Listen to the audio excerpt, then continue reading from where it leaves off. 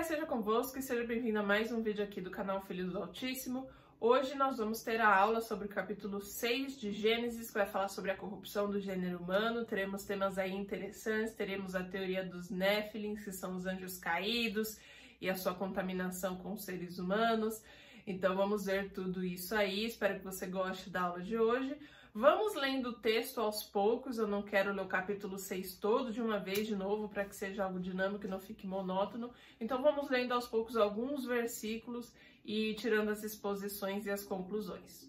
Então acompanhe aí com a sua Bíblia, nós vamos começar lendo os versículos 1 ao 4 do capítulo 6 de Gênesis. Vamos lá. Como se foram multiplicando os homens na terra, eles nasceram filhas, vendo os filhos de Deus que as filhas dos homens eram formosas, tomaram para si mulheres, as que entre todas mais lhe agradaram. Então disse o Senhor, o meu espírito não agirá para sempre no homem, pois este é carnal, e os seus dias serão 120 anos. Ora, naquele tempo havia gigantes na terra, e também depois, quando os filhos de Deus possuíram as filhas dos homens, às quais lhe deram os filhos, estes foram valentes, varões de renome na antiguidade. Então nós começamos aqui o capítulo 6 de Gênesis tendo uma descrição muito nítida da parte de Deus, que diz o seguinte: os filhos dos homens e os filhos de Deus. E é por isso que a gente vai ter duas linhas aí de pensamento. A primeira é a linha de pensamento que vai dizer que esses filhos dos homens era a genealogia de Caim, e que se estava contaminando com os filhos de Deus, ou seja, a genealogia divina, né? E a segunda linha de pensamento é a que eu vou falar em respeito aos Néfilins, aos anjos caídos, aos anjos que vieram para a Terra, que foram arremessados junto com Lúcifer lá, né, no comecinho da criação, e que aqui, né, eles estavam na Terra, e aí eles começaram a coabitar com mulheres, né, e terem filhos, e esses filhos acabavam se tornando gigantes, né, eram criaturas um pouco mais humanoides, não era o ser humano normal aí, tipo padrão, né? Então esse é o segundo pensamento. Vou começar falando do primeiro. Então aí Deus vai falar que os filhos de Deus começaram a desposar, né, a se casar com as filhas dos homens, ou seja, observavam as mulheres que eram mais bonitas, mais atraentes e tomavam como esposa. E aí o pecado começou a disseminar bastante. Então, dentro desse primeiro pensamento, ele vai ter esses filhos dos homens, né, o filho do homem, como a linhagem de Caim, e filhos de Deus, essa genealogia, linhagem divina, semente divina, que Deus estava separando, que nos levaria até a ancestralidade de Cristo. O que aconteceu? Você se recorda que lá no capítulo 4, né, que vai contar entre Caim e Abel, né, depois que Caim vira o errante na terra, ele acha uma cidade, aí edifica, começa a ter filhos, seus filhos começam a ter filhos e por aí em diante.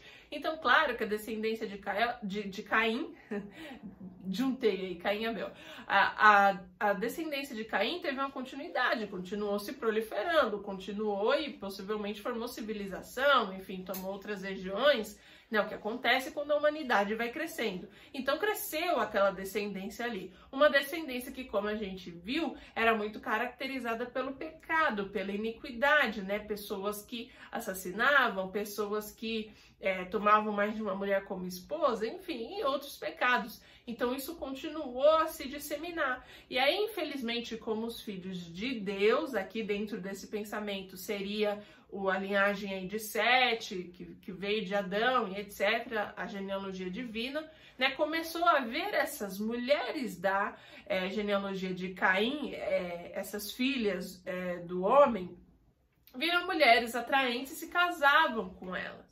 Né? E aí, claro, quando a gente tem esse tipo de contaminação, a tendência é que o filho do homem, o crente, ele vai muito mais para o mundo do que continuar na presença de Deus, né? Existem raríssimas exceções, mas a gente também não pode pegar a exceção como regra. Então é isso que começou a acontecer e, claro, né, o pecado continuou ali, não só se disseminando, porque já se disseminava na genealogia de Caim, mas principalmente contaminar a genealogia que Deus estava separando, que traria a ancestralidade de Cristo, né? Então isso era um problema também.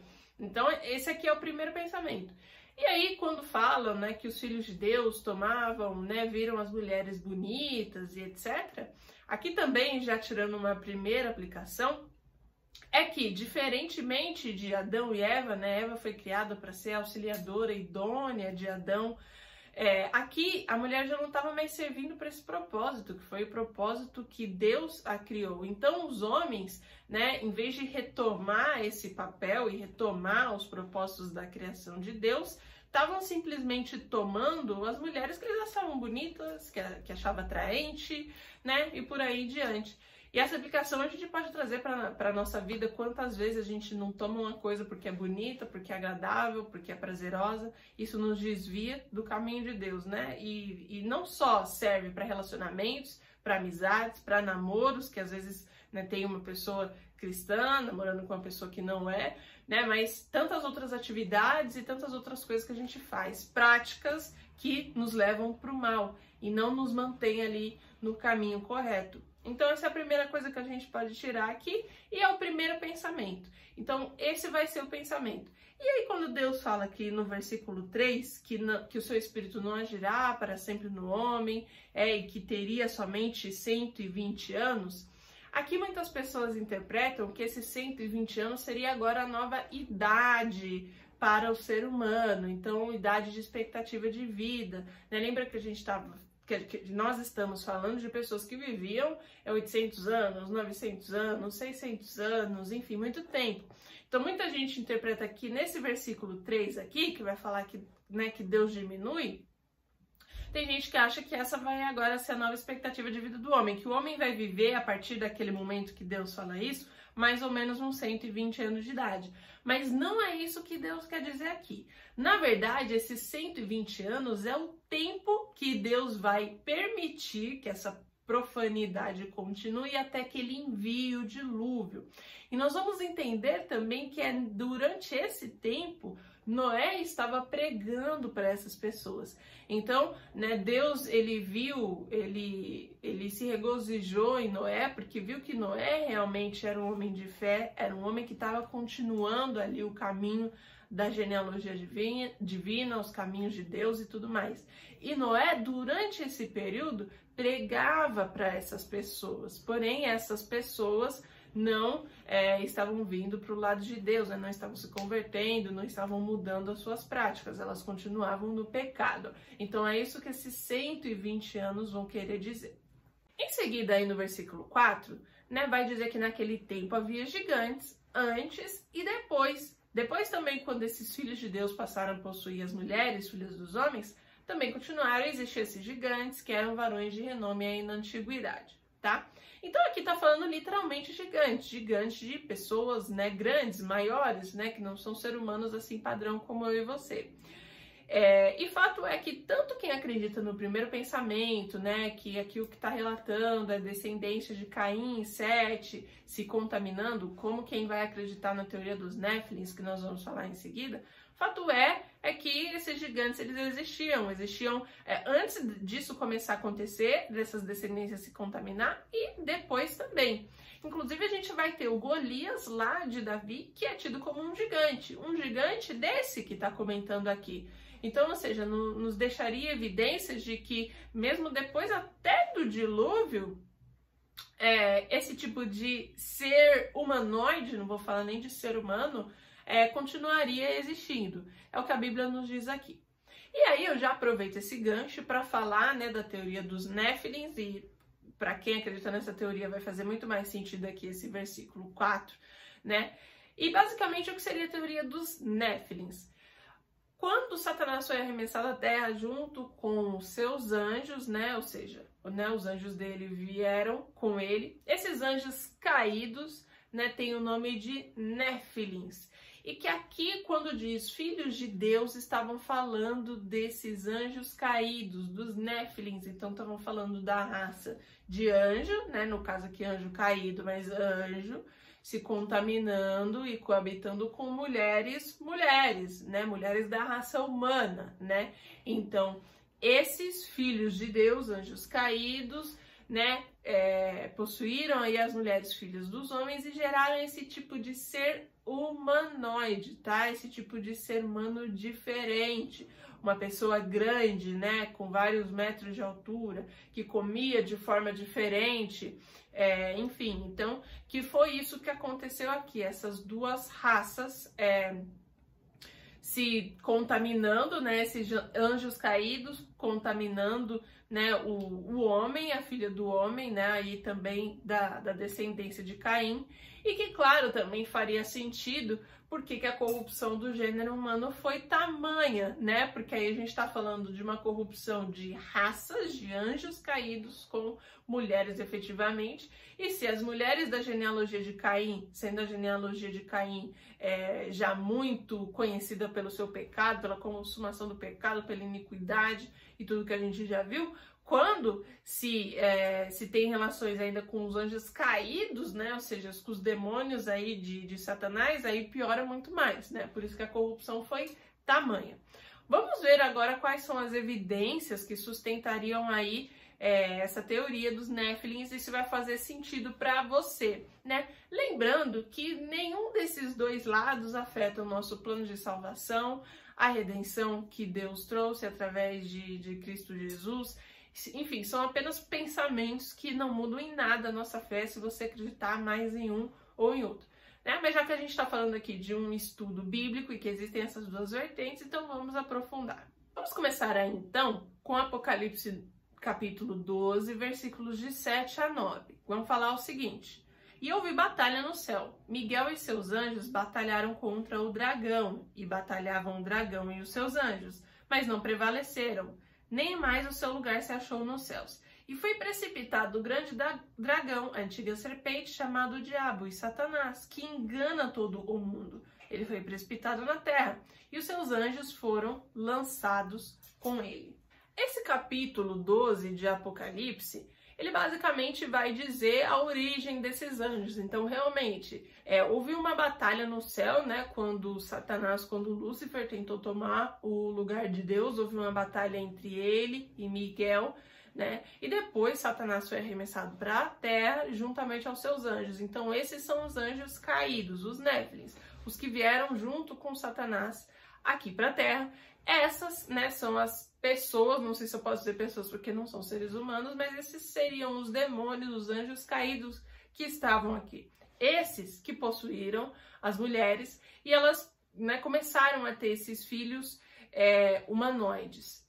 A questão é que os gigantes, ou seja, esse fruto do relacionamento dos anjos caídos com as mulheres, as filhas dos homens, eles vão ser trazidos mais algumas vezes aqui na Bíblia, o que indica que isso não ocorreu somente antes do dilúvio, né? E mesmo que com o dilúvio, isso não foi totalmente erradicado, né? Porque lá em Números, a gente vai ler agora, vai falar que na terra de Canaã, quando os filhos de Israel, né, foram libertados do Egito e estavam voltando para a terra de Canaã, essas pessoas estavam habitando aquela terra.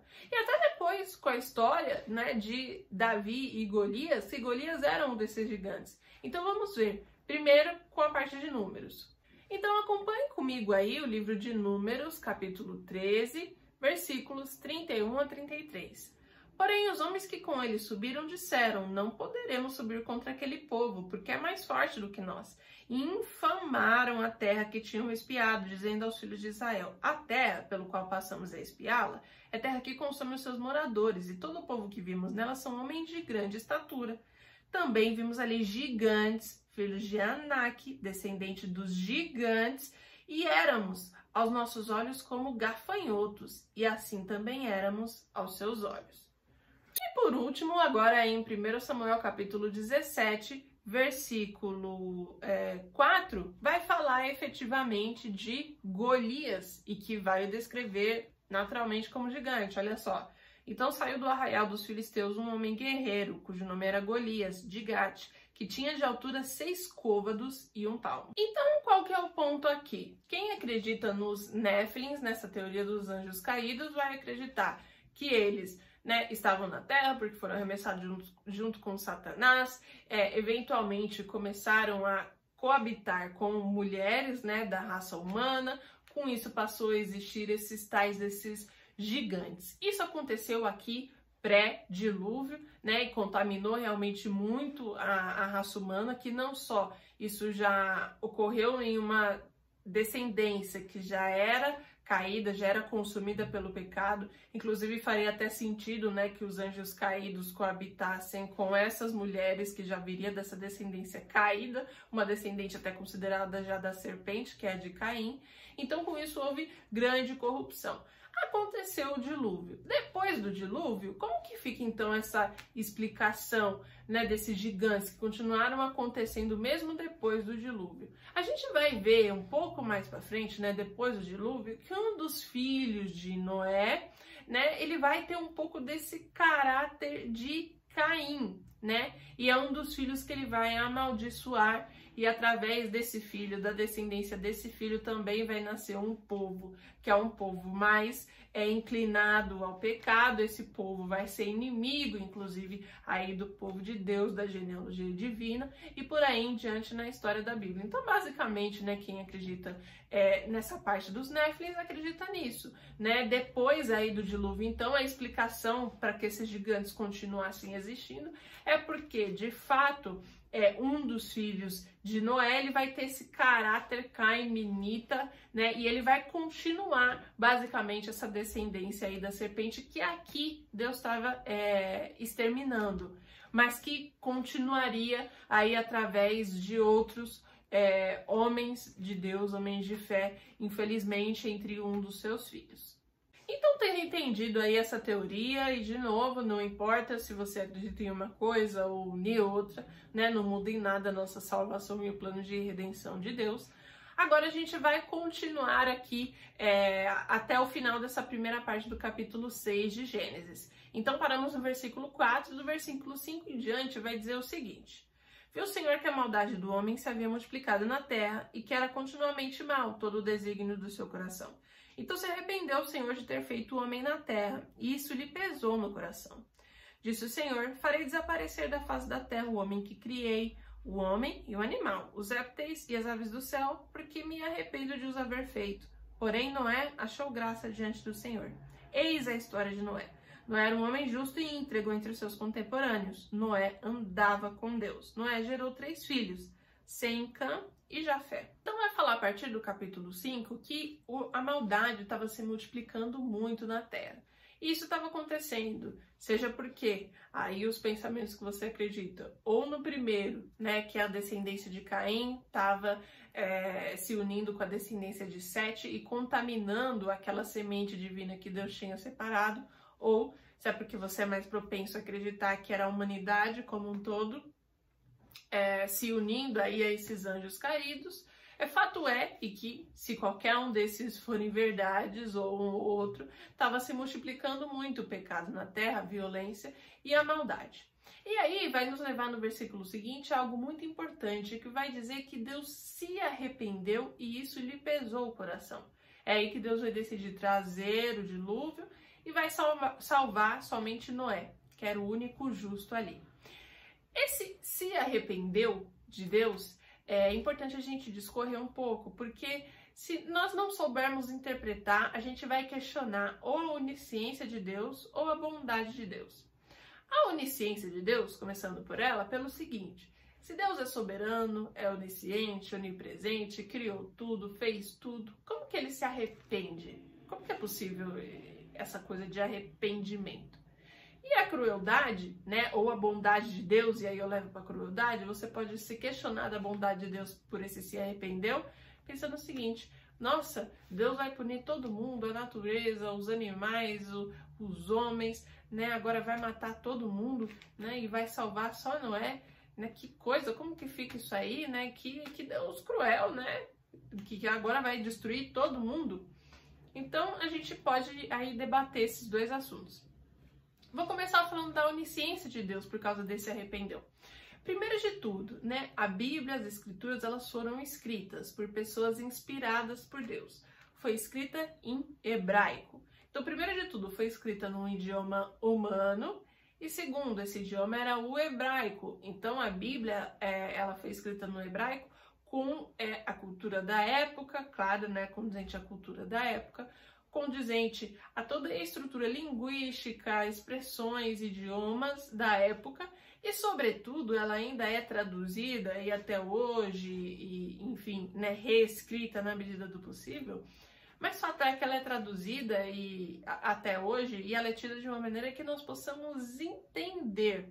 Então pensa que toda essa leitura aqui, ela está sob essa lente de que é feita para um ser humano entender, para que nós possamos entender. Esse se arrepender é um sentimento humano, né? Deus, ele não se arrepende. Nem o ser humano deveria se arrepender. Se ele não tivesse pecado, estaria tudo na perfeição e no paraíso, não tinha que se arrepender de nada mesmo. Mas o que acontece com esse se arrepender? Pensa que é o seguinte, Deus, ele planejou tudo.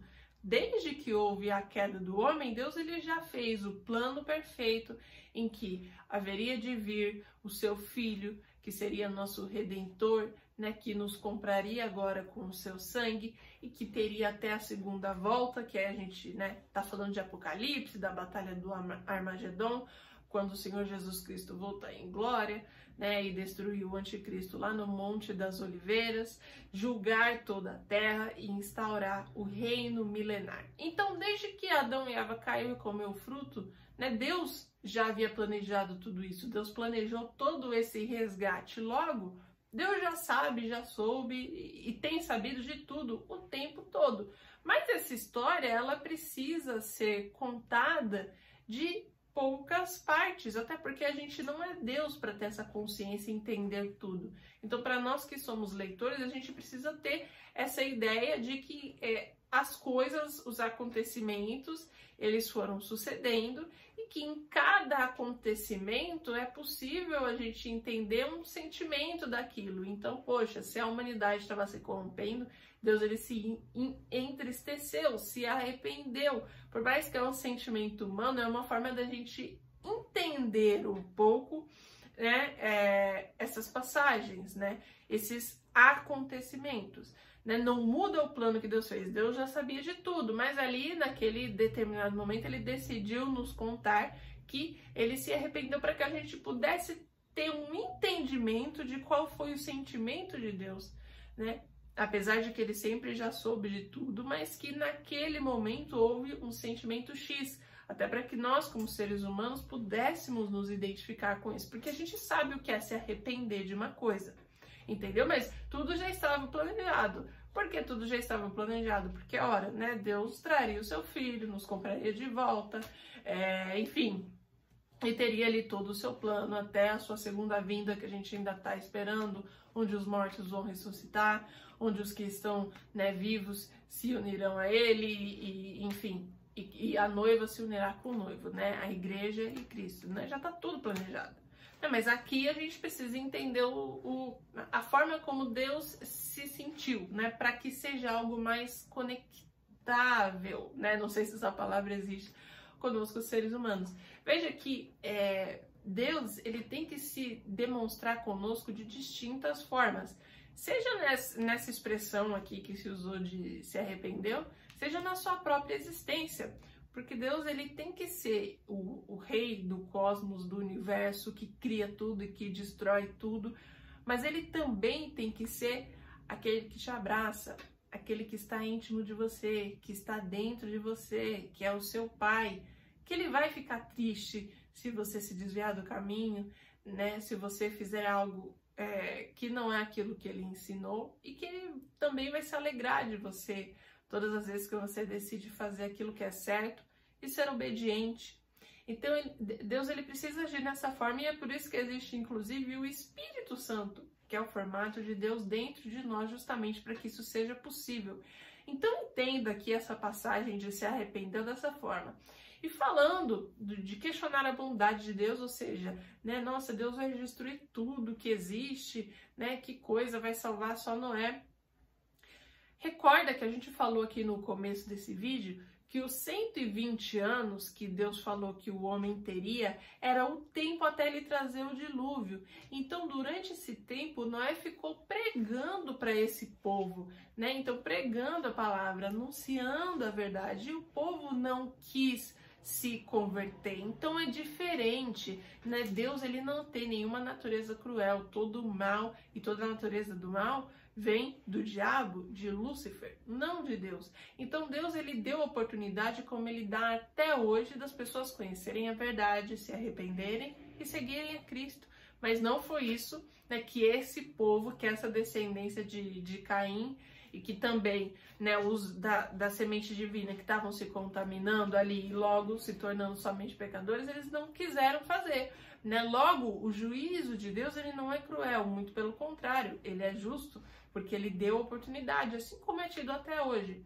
Inclusive, né, vai existir uma passagem falando de novo sobre o dilúvio lá em Mateus, que nós vamos ler agora, e que esse dilúvio, essa história do dilúvio, ela também é um presságio para como será a segunda vinda de Deus, ou seja, nós tivemos tempo para conhecer a Deus, ouvir falar dele, né, nos convertermos, seguirmos a ele. Se isso não acontecer, depois nós seremos julgados juntamente a toda a terra. Então vamos lá na passagem de Mateus que vai dizer isso. Então Mateus capítulo 24, versículos 38 em diante, vão dizer o seguinte: porquanto, assim como nos dias anteriores ao dilúvio, comiam, bebiam, casavam e davam-se em casamento, até ao dia em que Noé entrou na arca, e não o perceberam, até que veio o dilúvio e os levou a todos. Assim também será a vinda do Filho do Homem.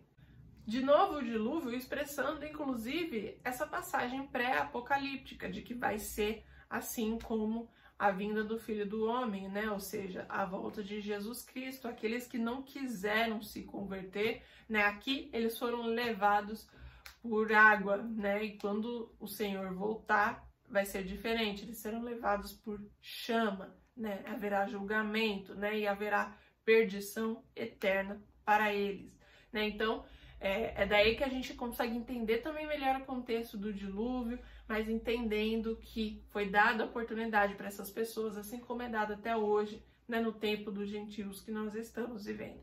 Então isso é importante também para a gente entender melhor o caráter de Deus, né, como Deus faz as coisas, mas principalmente a bondade, sobretudo a bondade, porque sempre existe a oportunidade. Mas Deus também sempre respeita o livre-arbítrio de toda a criação que ele fez, desde os anjos, que tinham consciência, que tinham intelectualidade para poder decidir, né? Assim como Lúcifer decidiu não seguir o caminho correto e a terça parte dos anjos com ele, também a sua criação, né? Eva decidiu, infelizmente influenciada pela serpente, a comer do fruto. Então também Deus não desrespeita o nosso livre-arbítrio. Ele nos concede o livre-arbítrio para que nós o sigamos, para que nós o adoramos, né? Diante daquele plano perfeito que ele tinha criado quando fez o Éden. Ele nos anuncia a verdade, trazendo a oportunidade de redenção, de arrependimento, né? E de felicidade, de vida com Cristo, para aqueles que decidem assim viver. E por último, o seu julgamento, porque ele vai ser justo. Ele vai ser justo com aqueles que decidirão seguir, mas também vai ser justo com os ímpios. Tendo dado a oportunidade, ele salva aqueles que são os seus filhos, o seu servo, e ele condena aqueles que tiveram a oportunidade, mas decidiu não seguir por aí. E aí, mais para o final do capítulo, dos versículos 11 ao versículo 22, Deus vai anunciar o dilúvio a Noé, né? Ele vai dizer que se arrependeu da criação, né? Que vai trazer um dilúvio, que vai naufragar toda a terra, animais e aqueles seres humanos, né? Mas que, e aí no versículo 18, ele salvaria Noé, né? Porque Noé foi um homem de fé, um homem justo, um homem que andou com Deus, né? É até dito isso um pouco antes, né, no capítulo, nos versículos anteriores, e esse andou, né, nos remete lá a Enoque, que a gente estudou na aula anterior. Então, Noé andou com Deus, Deus salvaria Noé, e aí no capítulo 18, né, Deus fala que salva Noé e os seus filhos, né, e as mulheres de seus filhos. Então, toda a família ali de Noé estaria sendo salva, tá? E aí, né, Deus, ele dá as diretrizes para a criação também da arca, como que Noé faria, até que viesse o dilúvio. E aí a gente encerra esse capítulo 6. O que a gente pode tirar aqui dessa parte final? Né? Aí já falando um pouco mais sobre família. Olha só como Deus, ele estende a sua graça, ele estende as suas bênçãos aos filhos dos filhos e à nossa descendência. Então isso é uma lição muito importante a nós que somos filhos, né, de honrar e respeitar nossos pais. As bênçãos que estão sobre eles nos alcançam e também o contrário, né, você que já é pai ou que já é mãe, de ensinar os filhos no caminho que eles devem andar, também para que o mesmo aconteça com eles. Então, essa soberania e essa graça de Deus que contagia, às vezes até mesmo aqueles que nem mereceriam, vamos dizer assim, né? Acho que me confundi ao conjugar o verbo. Mas aquelas pessoas que nem seriam merecedoras, né? Por mais que sejam nossos parentes, nossos filhos, mas que recebem, né? Por amor a nós, a eu, a você, que somos pessoas de fé, que somos pessoas que fazemos a vontade de Deus, né?